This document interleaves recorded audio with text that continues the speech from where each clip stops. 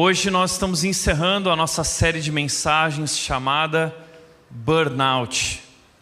E graças a Deus que esse é o encerramento, porque eu estou quase entrando em burnout. Mas Deus tem falado muito com a gente através desses temas. Deus tem falado muito comigo. A razão de eu ter escolhido esse tema não é simplesmente por ter feito uma leitura do nosso tempo e perceber pessoas esgotadas, mas olhar para a minha vida, olhar para o meu coração, olhar para a minha rotina, para as minhas demandas e perceber que ou eu estabeleci um novo ritmo de vida, ou eu aprendi a descansar em Deus, ou eu também sucumbiria.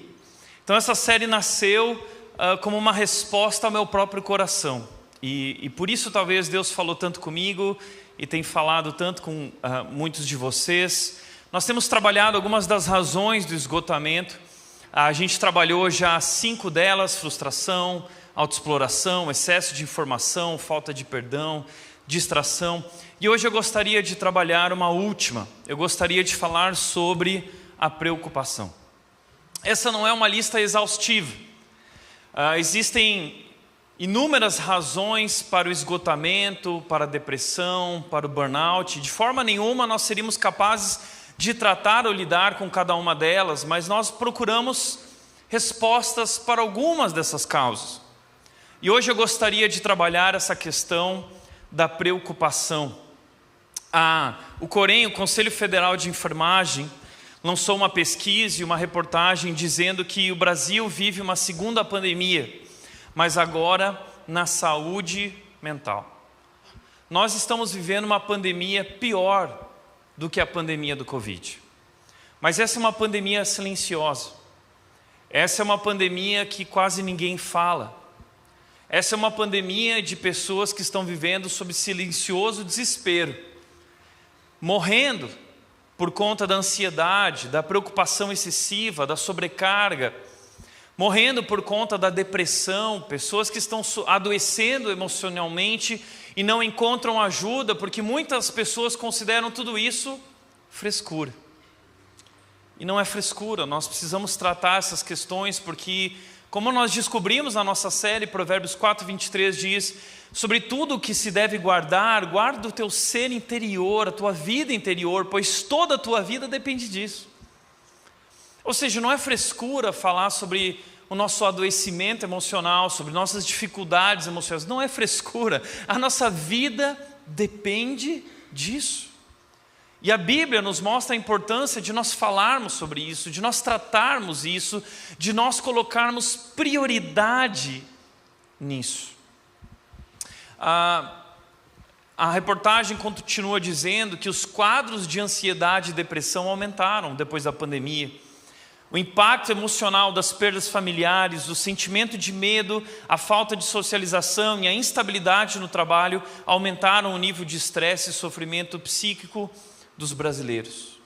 Ou seja, nós estamos mais preocupados do que nunca, estamos mais ansiosos do que nunca, e a ansiedade é uma doença silenciosa, porque sem nós percebermos, ela vai nos matando por dentro. Como disse o pastor Hernandes Dias Lopes, a preocupação, segundo Jesus, em vez de alongar a vida, pode muito bem encurtá-la. A ansiedade nos mata pouco a pouco, rouba nossas forças, mata nossos sonhos, mina nossa saúde, enfraquece nossa fé e tira a nossa confiança em Deus. E ele continua dizendo: os hospitais estão cheios de pessoas vítimas da ansiedade. A ansiedade mata. Quando estamos ansiosos, teimamos em tomar as rédeas da nossa vida e tirá-las das mãos de Deus. A ansiedade, mais do que um problema emocional, biblicamente falando, a ansiedade é pecado. Ansiedade é incredulidade. Ansiedade é falta de confiança em Deus. Ansiedade é um tapa na cara de Deus, porque através de nossas atitudes, e não palavras, mas atitudes, nós estamos demonstrando para Deus que não confiamos no trabalhar e no agir dele, mas que nós queremos controlar a vida e fazer e garantir que as coisas serão e sairão do nosso jeito. Ansiedade, incredulidade. Por isso, deixa eu te fazer uma pergunta: o que te deixa preocupado? Nós estamos num feriadão, tempo que deveria ser de descanso. Mas muitas vezes, mesmo tendo a oportunidade de descansar, nós não somos capazes de fazê-lo porque somos tomados pela preocupação.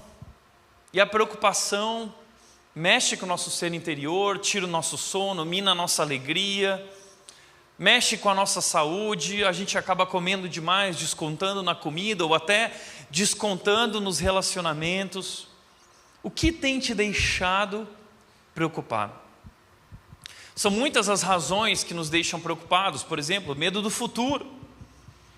Tem muita gente vivendo medo da situação econômica do Brasil, do seu trabalho, da economia. Gente com medo, gente vivendo com constante medo. Gente que tem vivido também debaixo num sentimento de culpa, com medo também das consequências por ter cometido um erro. Pessoas que estão preocupadas por conflitos nos relacionamentos que não foram resolvidos, não foram tratados. Pessoas também que estão vivendo debaixo da preocupação constante das responsabilidades financeiras. Como nós vamos pagar as contas? A gente está passando por um momento de crise, a conta não fecha. Como nós vamos pagar a mensalidade na escola? Como nós vamos pagar as nossas contas? Como será mês que vem? Outras pessoas estão vivendo debaixo da preocupação e da ansiedade relacionada aos desafios profissionais. Enfim, existe uma infinidade de razões para a nossa preocupação. Mas não importa qual é o motivo pelo qual você se sinta preocupado, eu quero dizer que você pode encontrar a resposta na palavra de Deus. E hoje eu quero compartilhar com você um texto bíblico, talvez, um dos mais bonitos ou o mais bonito de toda a palavra de Deus. E esse texto tem sido usado por inúmeras pessoas que estão passando por momentos de muita pressão. Pessoas que estão sofrendo, pessoas que estão passando pelo luto, pessoas que estão ansiosas com relação ao futuro, sem saber o que vai acontecer. Esse salmo que eu quero compartilhar hoje com você, ele traz respostas profundas a todas essas questões, mas especialmente traz um descanso, traz uma resposta para o descanso verdadeiro do nosso coração. Eu quero compartilhar com vocês hoje o Salmo 23, talvez numa perspectiva que você nunca tenha ouvido falar antes. Mas eu quero te levar ao coração do rei Davi, quando Davi escreveu esse texto, o que ele estava vivendo, pelo que ele estava passando. E o que nós vamos descobrir nesse texto é que nós somos capazes de descansar mesmo vivendo sob pressão. E o segredo é o nosso relacionamento com Deus. Então vamos olhar para o Salmo 23. O Salmo 23 diz o seguinte: o Senhor é o meu pastor e nada me faltará. Ele me faz repousar em verdes pastos e me leva para junto de riachos tranquilos. Renova minhas forças e me guia pelos caminhos da justiça. Assim ele honra o seu nome. Mesmo quando eu andar pelo escuro vale da morte, não terei medo, pois tu estás ao meu lado, tua vara e o teu cajado me protegem. Preparas um banquete para mim na presença de meus inimigos. Unges minha cabeça com óleo, meu cálice transborda. Certamente a bondade e o amor me seguirão todos os dias de minha vida e viverei na casa do Senhor para todo o sempre. O que muita gente não sabia é que esse não é apenas o salmo do pastor e da sua ovelha. Esse é o salmo também do convidado que é recebido na casa de Deus. Esse salmo ele traz não uma ilustração, mas ele traz duas metáforas. A primeira metáfora, até o versículo 4, é a metáfora do pastor que guia suas ovelhas. A segunda metáfora é essa metáfora aqui: preparas um banquete para mim. Muita gente interpretou isso errado ao longo da história, mas Davi está mudando a metáfora. Ele está falando da casa de Deus, o lugar onde ele encontrou descanso, onde ele é honrado, onde Deus está cuidando dele, e ele faz essa visita à casa de Deus constante para ali encontrar o descanso para a sua alma, vivendo debaixo de tanta pressão. Para que você entenda a importância desse salmo, e para que a gente consiga trazer ênfase àquilo que Davi está dizendo, nós precisamos entender o momento exato pelo qual ele estava passando.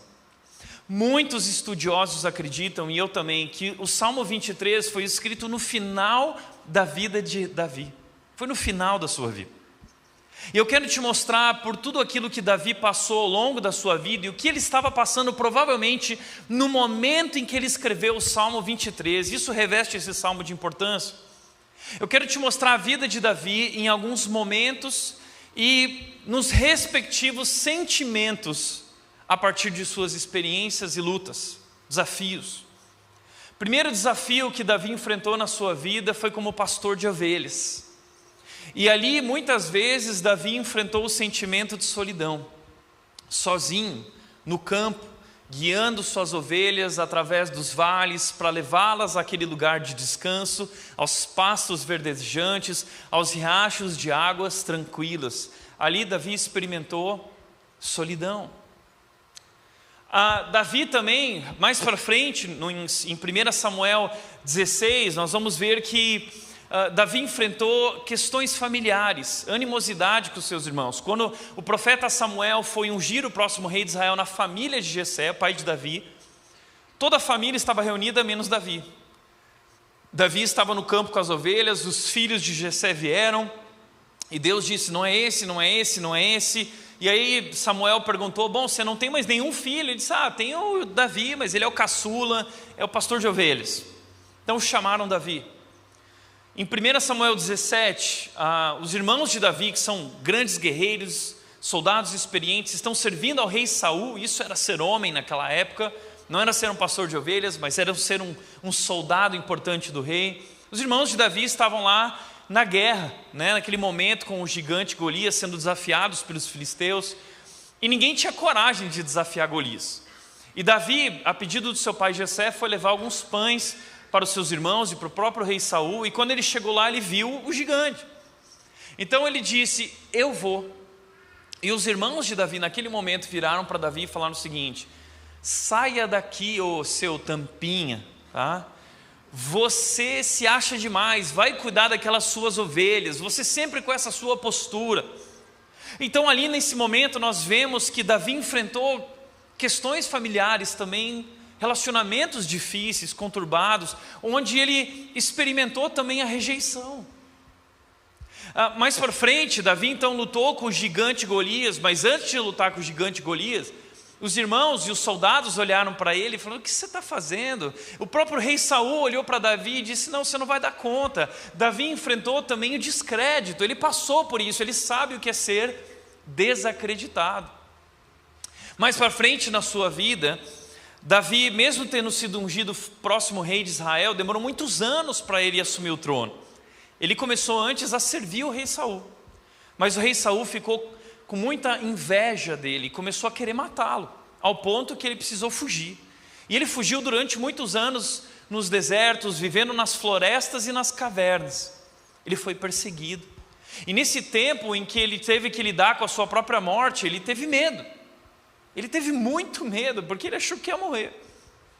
Além disso, depois que ele se tornou rei de Israel, depois de muitos anos, muitas vitórias, um rei coroado com muita autoridade, Davi cometeu um erro grave, um deslize que prejudicou a sua vida por completo. Adultério com Batseba, mulher de Urias. E ele mostra que ele passou por um longo período de depressão. Os ossos dele foram definhando, seu corpo, a sua alma definhou, enquanto ele guardou, enquanto ele calou o seu pecado, ele teve que lidar com aquele sentimento de culpa pelo que ele havia feito. Um outro momento da vida de Davi foi a própria morte do filho que foi gerado a partir daquela relação adúltera com Batseba. Aquele filho morreu. Então, Davi teve que lidar também com o sentimento de luto. Davi sabe o que é passar pelo luto, perder um filho. Davi, para frente desse momento, teve que lidar com o estupro de Tamar. Tamar era sua filha. Aminon, seu outro filho. Davi teve algumas esposas. E Aminon, que era seu irmão por parte de outra mãe, se apaixonou pela meia-irmã Tamar, e ele foi lá e estuprou Tamar. Davi ficou sabendo e diz que ele foi tomado por raiva. Mas Davi não fez nada. Davi não soube como lidar com aquilo. Talvez Davi carregava as marcas, as sombras da culpa do seu passado e não tinha coragem de peitar e confrontar o seu filho. Isso encheu de ódio o filho dele, Absalão. Absalão, que era irmão de Tamar, ficou cheio de ódio e planejou o assassinato de Aminon. Então o irmão matou o próprio irmão. Davi teve que lidar com isso dentro de casa. Ou seja, agora Davi perde a vida de um dos seus filhos pela morte, pelo assassinato de outro filho, e Davi está experimentando uma tristeza profunda de uma família dividida, de uma casa que está ruindo. Por último, penúltimo, Davi vai enfrentar a traição de Aitofel, seu principal conselheiro. Grande Aitofel vai traí-lo para ficar ao lado de Absalão. E Absalão agora não quer vingar apenas Aminon. Absalão quer vingar o próprio pai. Absalão, o grande filho de Davi, se coloca contra o seu pai Davi, quer assumir o seu trono, e Aitofel então trai Davi e começa a dar conselhos para Absalão. E diz: Absalão, sabe o que você faz? Pegue as concubinas do seu pai e tenha relação com elas no alto do palácio, para que todos vejam que não há mais reconciliação entre você e seu pai. E por último, Absalão vai perseguir o próprio pai. Davi, mais uma vez, vai ter que fugir para o deserto. E lá no deserto, Absalão vai atrás dele com um exército para matá-lo. E nesse momento, Davi provavelmente experimenta desespero. Talvez esse é o melhor sentimento para descrever o que Davi está sentindo. Desespero. Sabe por quê? Porque eu acredito que não há dor maior na vida de um pai e uma mãe do que um filho que se volta contra ele, do que um filho que se perde, do que um filho que se distancia do Senhor, um filho tomado pelo ódio contra o próprio pai. Eu creio que de todos os sentimentos que Davi experimentou, esse foi o mais intenso, a maior dor, desespero. E há um ditado nos Estados Unidos que diz o seguinte, que um pai não pode ser mais feliz do que seu filho mais miserável. Ou seja, um pai que está passando por uma situação assim não pode ser feliz, não pode encontrar satisfação, porque seus filhos estão sofrendo, estão morrendo, estão tomados pelo ódio, uma casa que se perdeu. Eu não sei se você sabia disso, mas o Salmo 23 foi escrito nesse momento da vida de Davi. É o que muitos acreditam. E eu vou mostrar para você por quê. Davi enfrentou ao longo da sua vida solidão, rejeição, descrédito, medo, culpa, luto, raiva, tristeza profunda, traição, desespero. São sentimentos que nós enfrentamos, emoções que nós lidamos, todos nós passamos por isso. E agora, no auge, no final da sua vida, no grande clímax da sua vida, Davi tem um filho que se coloca contra ele e ele precisa fugir, porque quer assumir o trono dele matando ele. Ele está desesperado. E é nesse momento que Davi escreve o Salmo 23. E sabe o que através desse salmo Deus nos mostra? Que esse ditado popular americano de que um pai não pode ser mais feliz que seu filho mais miserável, não é verdade. Que mundo terrível seria se isso fosse verdade.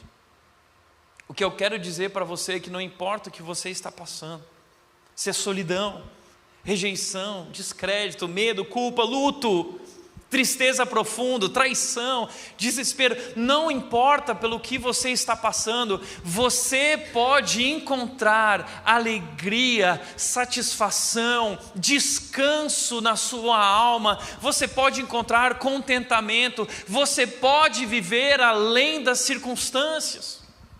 E talvez você diz: como? Tiago, como eu encontro isso? Eu fui tomado pela angústia. Bom, Davi no Salmo 23 vai nos dizer como.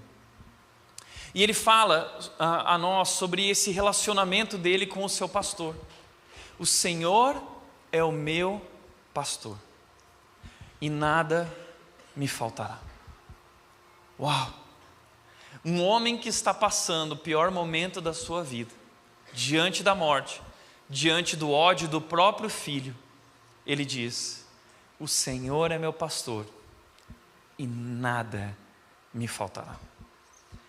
Davi está usando um símbolo muito forte naquela cultura, que era uma sociedade pastoril. E Davi está usando essa relação do pastor e sua ovelha para falar sobre o nosso Deus. Para falar sobre como o nosso Deus grandioso, nosso Deus poderoso. A palavra que Davi usa para Senhor é a palavra Yahweh. É o nome de Deus, um nome santo, um nome sagrado, nome que aponta para esse grandioso Deus, esse soberano Deus. E ele está dizendo: esse soberano Deus é um Deus cuidadoso, é um Deus que se importa com nossas vidas, como um pastor se importa com as suas ovelhas. E não existe uma relação talvez tão linda para demonstrar, para explicar, para descrever, para definir para nós o cuidado de Deus em nossas vidas. Porque nós somos exatamente como as ovelhas. As ovelhas são animais indefesos, são animais frágeis, elas não são capazes de se alimentar sozinhas, elas não são nem capazes de dormir sozinhas, elas precisam de cuidado, elas não são capazes de lutar pela sua própria segurança, elas precisam de alguém que lhes guarde, que olhe para elas, que cuide delas, que proveja para elas tudo o que elas precisam. Ovelhas não são autossuficientes, elas são completamente dependentes do seu pastor em tudo. Ovelhas são animais ansiosos, elas não conseguem comer se elas não se sentirem seguras, elas não conseguem dormir se elas não se sentirem seguras, elas não são capazes de encontrar o seu próprio caminho, elas precisam de um guia. Esse é o pastor. E Davi está mostrando que assim como as ovelhas, nós somos exatamente assim, e nós podemos confiar no cuidado do nosso bom pastor, porque Ele garante que nada nos faltará. Um menino no interior aqui de São Paulo um dia foi memorizar o Salmo, mas ele era lá de Piracicaba.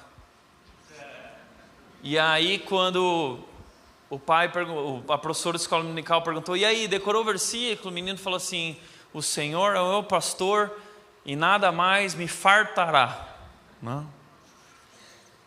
A memória dele, ou a dicção não era tão boa, mas a teologia era perfeita.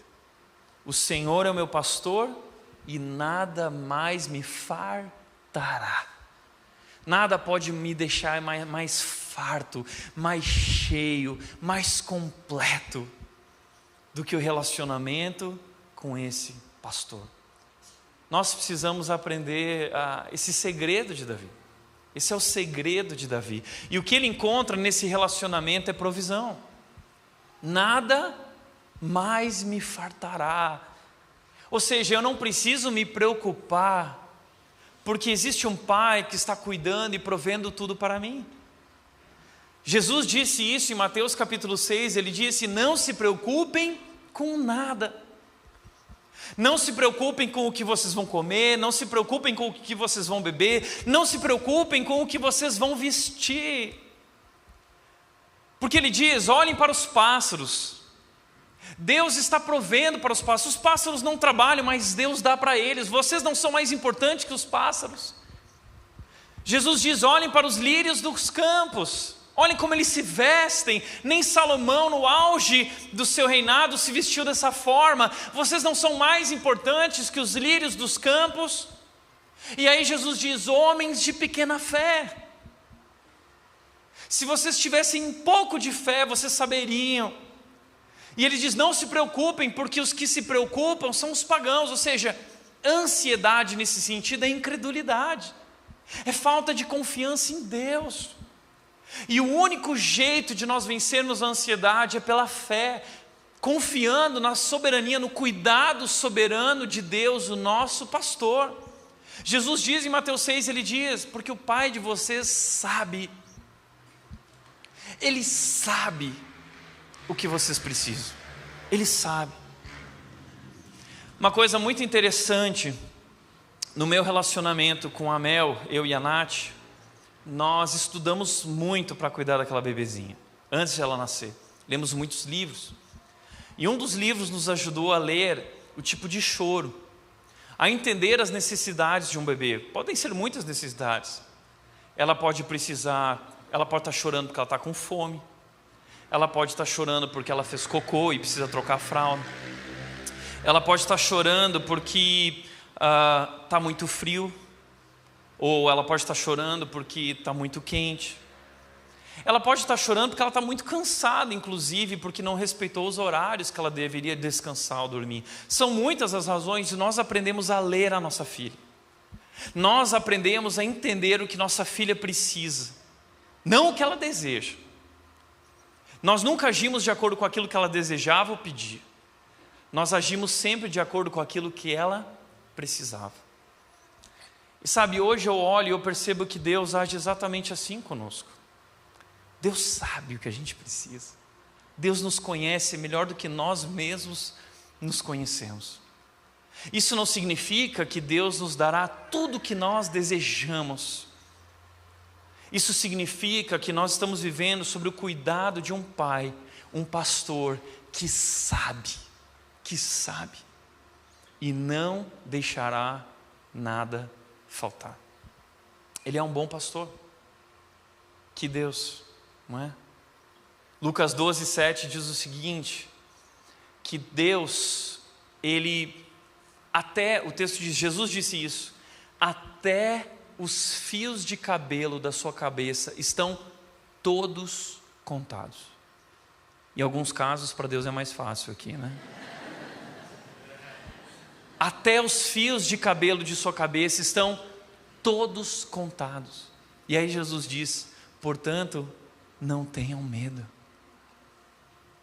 Deus é um Pai perfeito que sabe quantos fios de cabelo há na minha cabeça. Ele sabe, Ele conhece e Ele garante, nada me faltará. Mas em segundo lugar, o que Davi encontrou é descanso. O texto diz, Ele me faz repousar em verdes pastos e me leva para junto de riachos tranquilos. Renova as minhas forças. Olha que interessante, Ele leva as ovelhas para esse lugar de pastos verdejantes.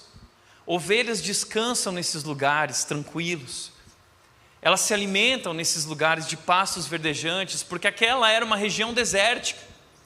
E os pastores precisavam guiar as suas ovelhas, o seu rebanho, para esses locais que eram como oásis. Então eles tinham um longo trajeto para conduzir suas ovelhas a esse lugar onde havia um riacho de águas tranquilas. Por quê? Porque a ovelha, com um riacho barulhento e agitado, ela fica medrosa. As ovelhas com o barulho alto de um riacho agitado não são capazes de beber a água porque elas têm medo. Então o pastor precisa guiá-las até um riacho de águas tranquilas, garantindo a sua segurança, garantindo o seu descanso. E é sobre isso que Davi está falando aqui. É Deus quem garante o meu descanso. Ele diz, Ele me faz repousar. As versões antigas dizem, Ele me faz deitar em pastos verdejantes. Ele nos faz repousar. Ele nos permite descansar. Ele. E ele continua dizendo: renova as minhas forças. É um descanso especial, é o descanso que nossa alma clama, porque a palavra forças aqui significa alma, significa emoções, significa esse ser interior, ou seja, ele renova o meu ser interior, ele renova as minhas emoções, ele renova a minha alma, ou seja, nele eu encontro uma nova energia, uma nova força para viver, porque eu consigo descansar nele e eu acordo renovado. Esse é o descanso que nós procuramos. Como aquela frase que eu citei na série, falando que era do Billy Graham, descobri que não é, do Thiago Grulha, que disse o seguinte: há descansos que a gente encontra quando dorme, há descansos que a gente encontra quando dobra o joelho. Quem disse isso foi o Thiago Grulha. Não é lindo isso? Esse é o descanso que o ser humano está procurando e não encontra, porque ele só encontra nesse relacionamento com o Senhor. Então deixa eu te fazer uma pergunta: você consegue repousar e descansar? Esse feriadão, você consegue deitar na cama e descansar, e desestressar, e desligar? Você está curtindo realmente, compreendendo que Deus está cuidando de tudo para que você possa simplesmente dormir e ter uma boa noite de sono? Por que Davi está dizendo isso no Salmo 4:8, o Salmo de Davi? Ele diz: em paz me deito e logo adormeço, pois só tu, Senhor, me fazes viver em segurança. Peraí, sabe quem é Davi? Davi era aquele que era perseguido por inúmeros inimigos. Davi não podia nem dormir, porque dentro do seu próprio castelo poderia haver traidores. Naquela época isso era muito comum. O que Davi está dizendo é: eu encontrei segurança, eu consigo dormir, eu me deito em paz, porque eu sei que minha vida não depende daqueles soldados na porta do meu quarto. Minha vida está nas mãos do meu Senhor. Ele me faz viver em segurança. Eu aprendi a descansar pela fé na soberania desse Deus cuidadoso. Ele também diz: aquele que guarda Israel não cochila nem dorme. O salmista disse isso no Salmo 121.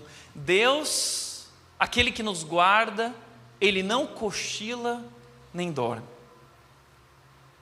Isso fala tanto comigo, porque eu lembro do dia que a Mel nasceu. A bolsa da Nath estourou lá pela meia-noite, e na hora que estourou, a gente ficou tão ansioso que a gente não conseguiu mais dormir. Mas nós ficamos em casa esperando darem o número certo das contrações, né, o tempo correto. Nós ficamos em casa até 5 horas da manhã, então naquela noite nós não dormimos. Mas 5 horas da manhã deu o time certo, nós pegamos nossas coisas, fomos para Campinas, no hospital. E logo que chegamos no hospital ali, cerca de 7h30 por aí, a Mel nasceu. E quando a Mel nasceu, foi um momento muito cansativo, né? Parto normal, e muita força que a Nath fez, e muita força que eu fiz também naquele momento ali de... a gente também sofre, tá? Os pais. Eu estava ali junto com a Nath. Né? Aliás, a gente sofre porque assim, o médico virou... Eu achava que eu ia ser aquele cara que ia ficar lá no canto, né? Olhando assim, porque eu não posso ver sangue. Mas o médico fez eu participar de tudo, inclusive ele disse assim: agora vem aqui, senta aqui na frente que tua filha vai sair nos teus braços. E eu vi a cena inteira da cabeça saindo e girando e... caiu aqui nos meus braços. E aí eu virei para o médico e falei assim: o que eu faço? E interessante que desde que a Mel nasceu, eu não tirei os olhos dela. E eu lembro da minha preocupação com o primeiro choro, né? O primeiro grito. Ela precisava respirar. E quando ela soltou aquele gritinho bem baixinho assim... Primeiro eu e a Nath agradecemos a Deus, ela vai chorar baixinho. Né? Mas eu não tirei os olhos dela. Eu lembro que a Nath estava muito cansada. A Nath dormiu o dia inteiro e a noite inteira. Foram 24 horas dormindo.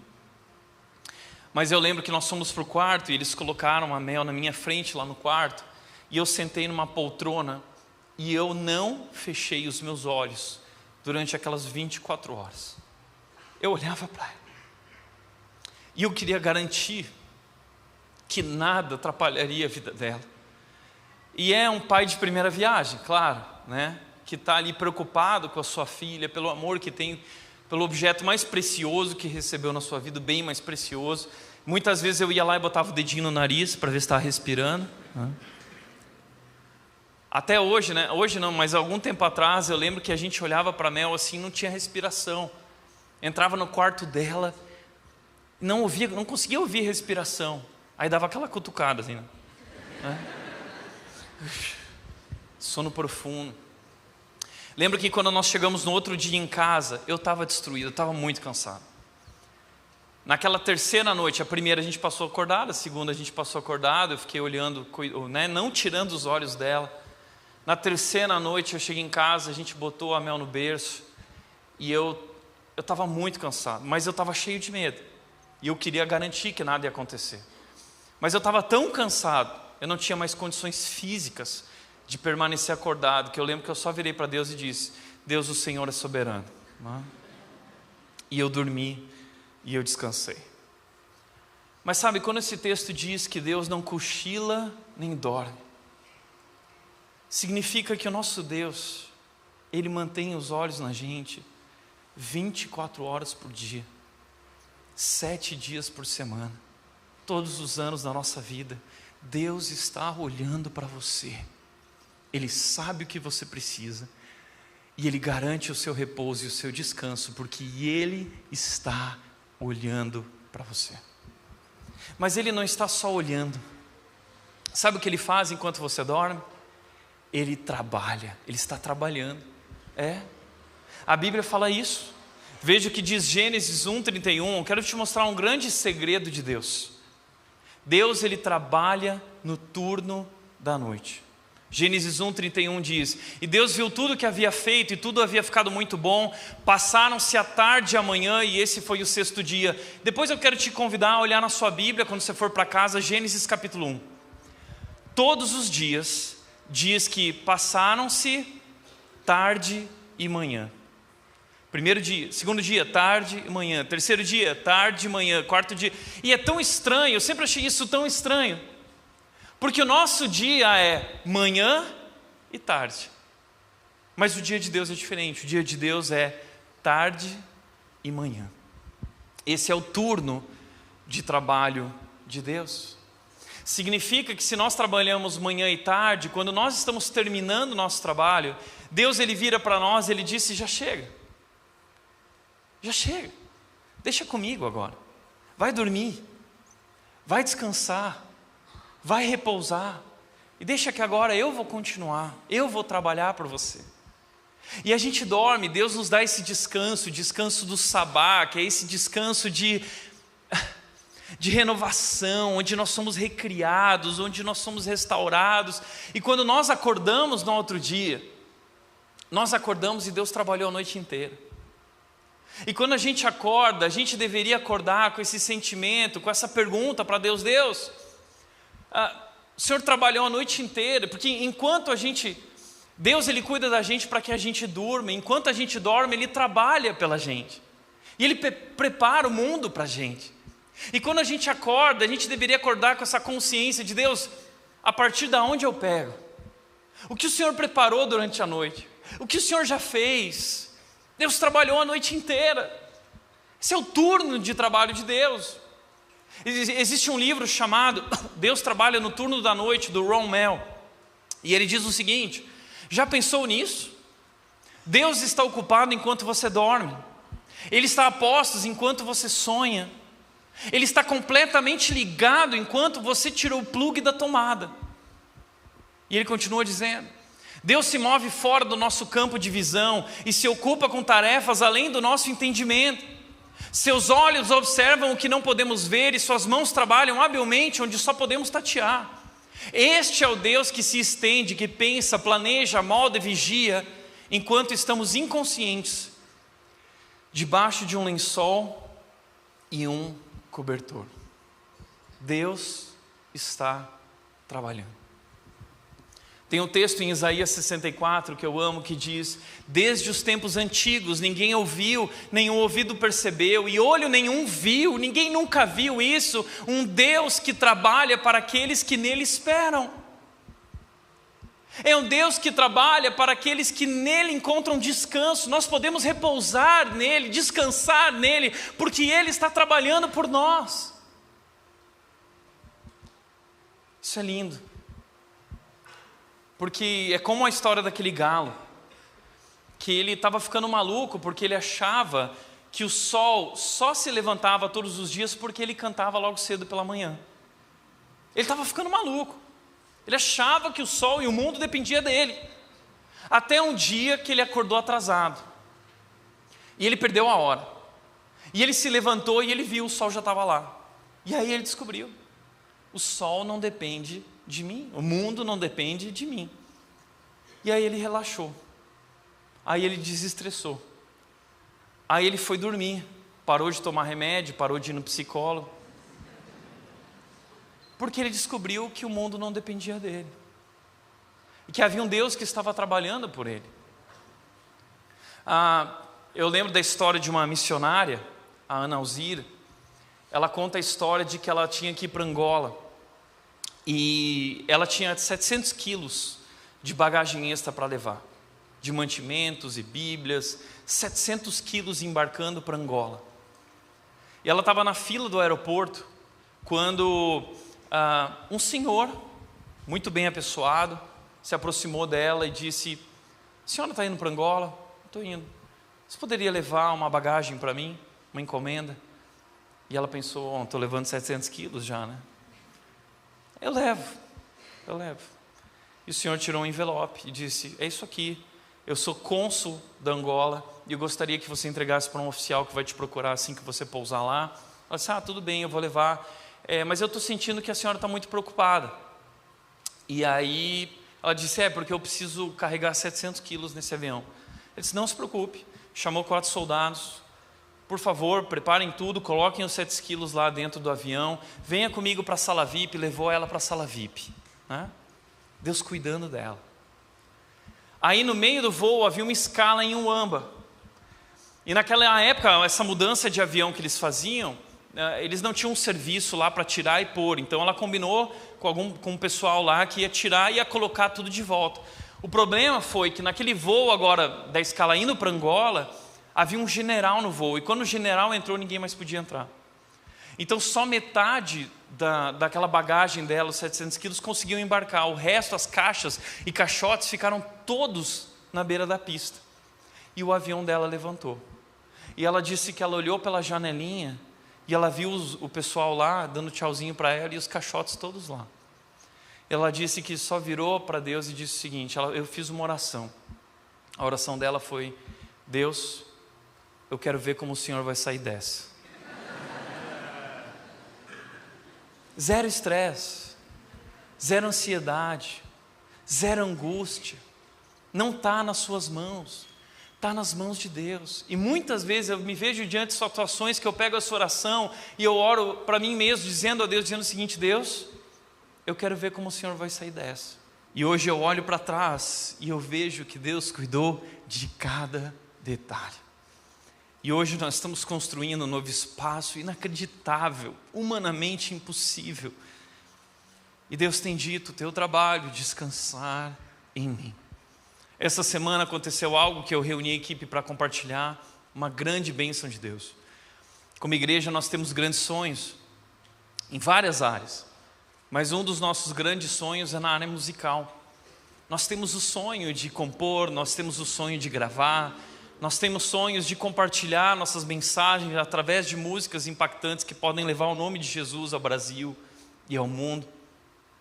Mas a gente não sabe direito por onde começar. A gente sempre sonhou em que uma pessoa viesse aqui e nos ajudasse, mas a gente sempre olhou para isso e com verba limitada, orçamento limitado, nós não temos condições de contratar alguém que possa nos ajudar nisso. E nós recebemos semana passada uma ligação do Baruch. E o Baruch marcou uma reunião para essa terça. E o Baruch disse que nesse tempo de descanso dele, de sabá, ele tem se reencontrado, e um projeto que Deus tem colocado no coração dele é um projeto com igreja. E a primeira igreja que ele queria abençoar, que ele queria fazer uma parceria, era a Red. Eu quero gravar vocês, eu quero ajudar a compor, eu quero produzir, nós vamos criar um selo, nós vamos isso. E eu perguntei, Baruch, mas quanto isso vai custar para nós? E o Baruch respondeu, não vai custar nenhum real.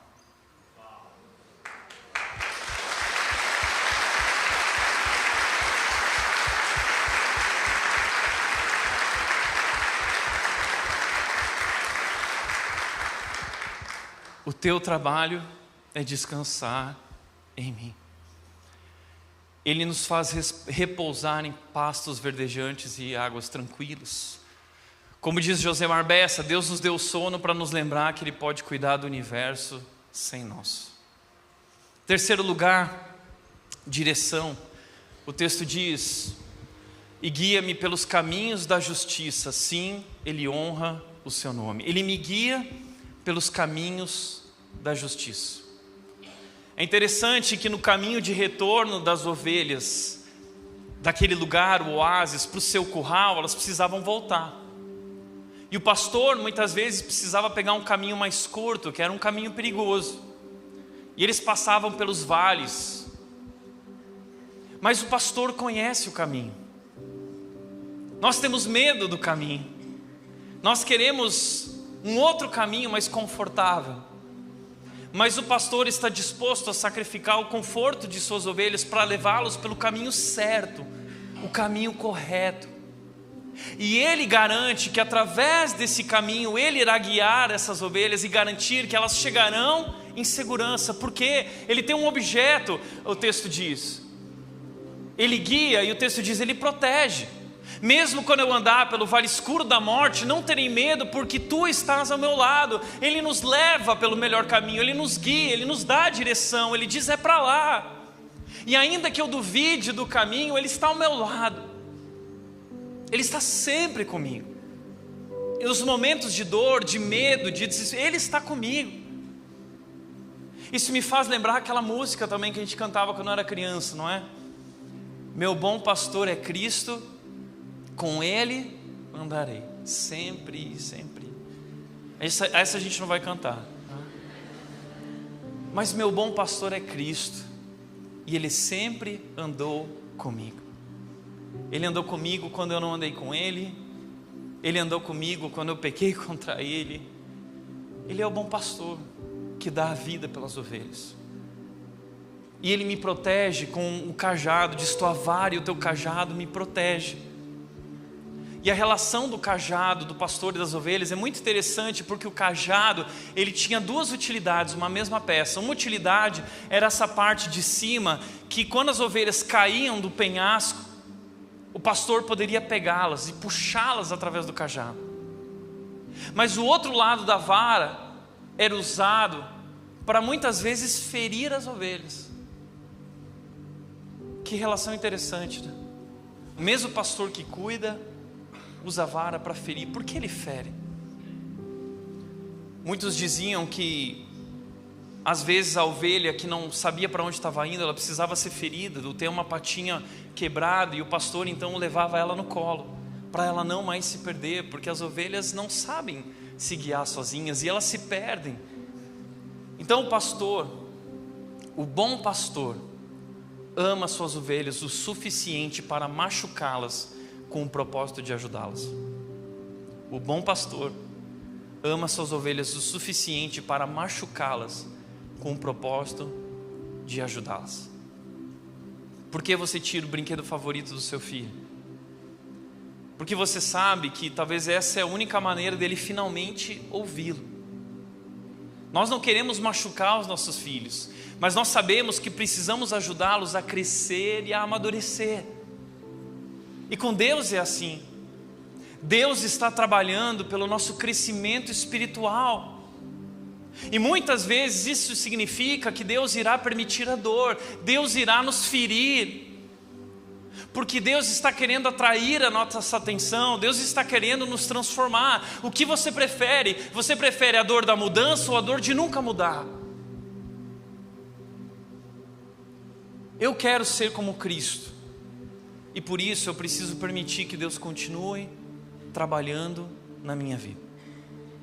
E Deus está disposto a sacrificar o nosso conforto para trabalhar no nosso caráter. O grande propósito de Deus não é nos fazer felizes, é nos tornar parecidos com Ele, com Cristo. E Ele fará o que for necessário para isso, porque Ele é um bom pastor. Ele sabe para onde Ele está nos levando. Ele sabe como fazer isso e nós devemos confiar nele.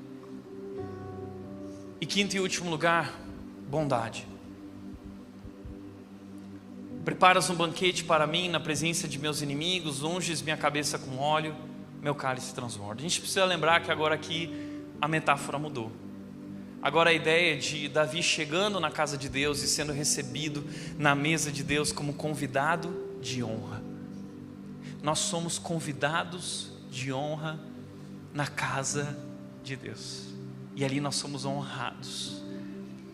Ali Deus diz: eu te escolhi. Já parou para pensar nisso? Efésios diz isso, nós somos escolhidos, fomos perdoados, fomos selados, nós somos ovelhas que receberam a marca do seu pastor, nossas vidas pertencem a Ele, e Ele está cuidando de nós. E Davi diz: Ele prepara um banquete para mim na presença de meus inimigos.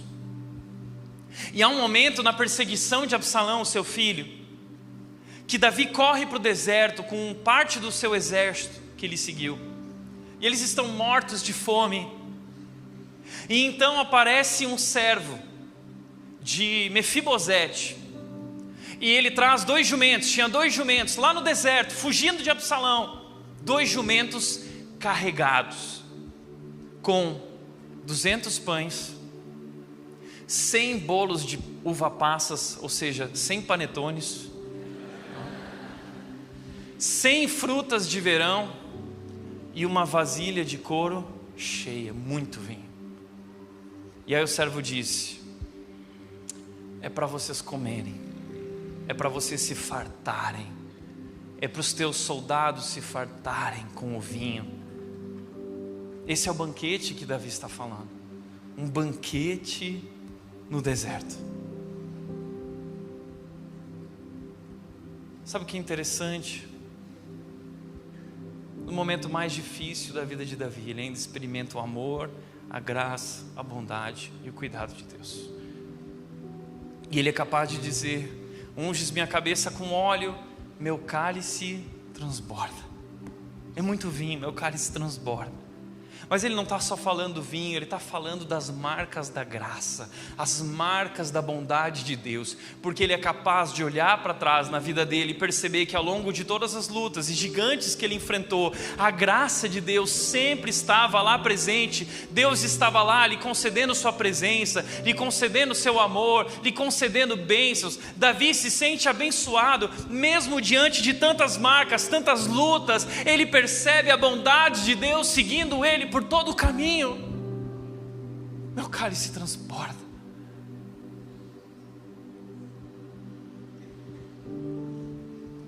Salmo 45 diz, Davi disse: Senhor meu Deus, Tu nos fizestes muitas maravilhas, e Teus planos para nós são tantos que não se pode contá-los. Não há ninguém que se iguale a Ti. Se eu tentasse relatar todos os Teus feitos, jamais chegaria ao fim.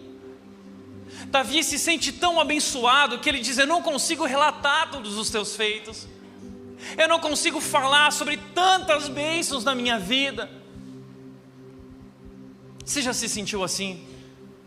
Você já se sentiu constrangido diante do grande amor de Deus? Às vezes eu converso com pessoas que dizem isso e eu me sinto assim. Eu tenho vergonha de compartilhar com as pessoas o que Deus está fazendo, porque eu sei que não mereço. Mas mesmo sem merecer, mesmo sendo falho, como Davi é falho, como Davi pisou na bola feio, Deus insiste em nos amar e nos abençoar. E ele termina o salmo dizendo, como disse José Marbessa: quando você perceber que como pecador você não tem direito a nada, se tornará grato por tudo. Davi entendeu isso. Eu sou um pecador, eu não tenho direito a nada, mas ainda assim ele insiste.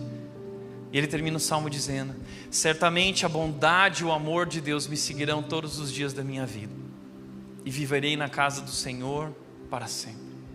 Olha que interessante, certamente a bondade e o amor me seguirão todos os dias. A ideia de me seguirão no hebraico, a palavra é literalmente correrão atrás de mim. Não importa por onde eu ande, não importa quais são os meus deslizes, não importa quais são os meus pecados, não importa se eu estou vivendo um dia difícil, são todos os dias, o amor, a bondade me seguirão. Davi olha para trás e ele percebe que apesar dos seus erros, Deus continuou lhe amando e trabalhando na sua vida. E Deus continuou fiel às promessas que fez a Davi, a aliança que fez com Davi. E é nessa aliança, nessa promessa e no caráter, na fidelidade de Deus que Davi encontrou descanso. Por isso ele termina o salmo dizendo: e viverei na casa do Senhor para todo o sempre. Esse é o segredo. Qual é o grande segredo da vida? Viver na casa do Senhor. É buscar a presença do Senhor todos os dias. E lá nós vamos lembrar quem Ele é. Nós vamos lembrar que Ele é o bom pastor, que Ele é o meu pastor e que nada me faltará. Amém. Por isso, como disse a Corrie ten Boom, que passou por dias difíceis na época da Segunda Guerra: se você olhar para o mundo, ficará aflito. Se você olhar para você mesmo, ficará deprimido. Mas se olhar para Cristo, descansará. Eu tenho um amigo que se chama Ângelo Basso, e ele acabou de ir lá para os Estados Unidos, naquela cidade do avivamento, Asbury. Está todo mundo falando do avivamento. E aí o Ângelo decidiu descrever o que ele experimentou lá. Ele foi para lá e descreveu em uma palavra. Sabe qual foi a palavra que o Ângelo descreveu? O sentimento que ele experimentou naqueles dias durante aquele avivamento? Descanso. Ele falou: descanso, descanso, descanso, descanso, descanso, descanso, descanso, descanso.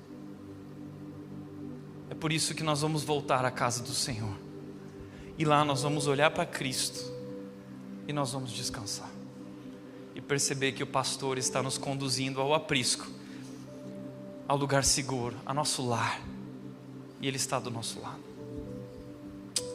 Por isso, para refletir e praticar, primeiro, a ansiedade é um ato de incredulidade, é falta de confiança em Deus. Segundo, o único jeito de vencer a ansiedade é pela fé, descansando no cuidado soberano do nosso Pai e Pastor.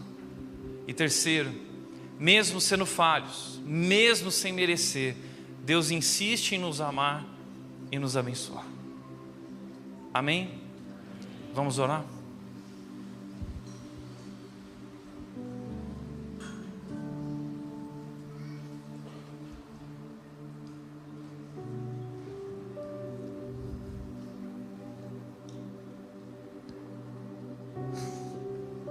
Pai, nós queremos te agradecer porque Tu és o nosso pastor, nosso Pai Celestial. E como Pai perfeito, o Senhor garante que nós não precisamos nos preocupar com nada. O Senhor já cuidou de tudo. O Senhor sabe do que nós precisamos e o Senhor está nos guiando pelo caminho de justiça, nos levando até esse lar, nosso lugar, garantindo que quando chegarmos lá, seremos como Cristo Jesus. E ao longo desse caminho, Deus, mesmo sendo falhos, mesmo imperfeitos, mesmo sem merecer, o Senhor insiste em nos amar e derramar a Tua bondade sobre nós, inclusive dando a Tua própria vida por nós, o pastor que deu a vida pelas ovelhas. Deus, nós Te amamos. Que nossa alma possa encontrar descanso em Ti de fato. Que nós possamos viver esse relacionamento todos os dias. O grande segredo que está a um dobrar de joelhos diante de nós. Pai, nós queremos descansar em Ti. Obrigado pelo Teu amor e pela Tua bondade, que nos seguem até o fim.